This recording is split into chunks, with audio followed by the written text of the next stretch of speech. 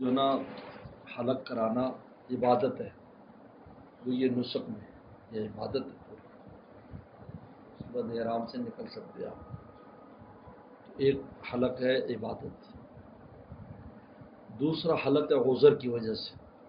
سر میں ایسی کوئی بیماری ہے کہ بال نہیں رکھ سکتا، تو اس کو سر مڑانا پڑتا ہے، یہ جائز ہے. تیسرا جو حلق ہے وہ ویسے عادتاً ہے، گرمی کا موسم ہے تو کر لیتے ہیں، یہ بھی جائز ہے.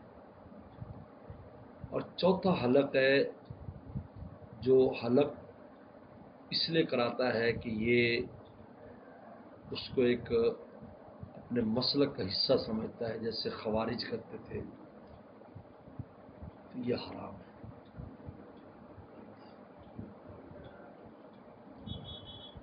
تو حلق کی 4 قسمیں ابن تیمیہ رحمہ اللہ نے لکھی. تو ہم یہ جو حلق آج عمرے پر کرتے ہیں یہ عبادت میں آتے ہیں. اور اس لیے آپ نے خوارج کے علاوہ نے فرمایا کہ سیماہم التحلیق، ان کی علامت حلق کرانا ہے. وہ سر گنجا رکھیں گے اپنی نشانی کے طور پر، مسلک کی اشاعت کے طور پر، سیماہم التحلیق. لیکن یہ جو ہے یہ ایک عبادت میں حضور صلی اللہ علیہ وسلم 3 بار حلق کے لیے دعا دی، مغفرت کی دعا فرمائی، اور رحم کی، اور مقصرین کے لیے 1 بار. اور ایک عذر کی وجہ سے ہے تو بھی جائز ہے، اور ایک عادی ہے، عادت.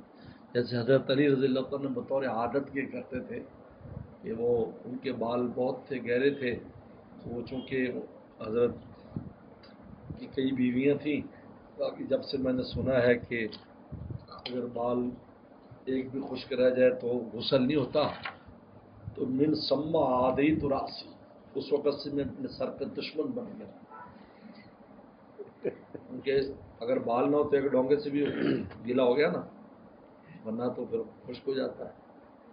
من سما عادی تو راسی، من سما کئی دفعہ یہ جملہ دیا، من سما عادی تو راسی. یہ حدیث بھی ان سے ہے کہ بھائی وہ ہوگا.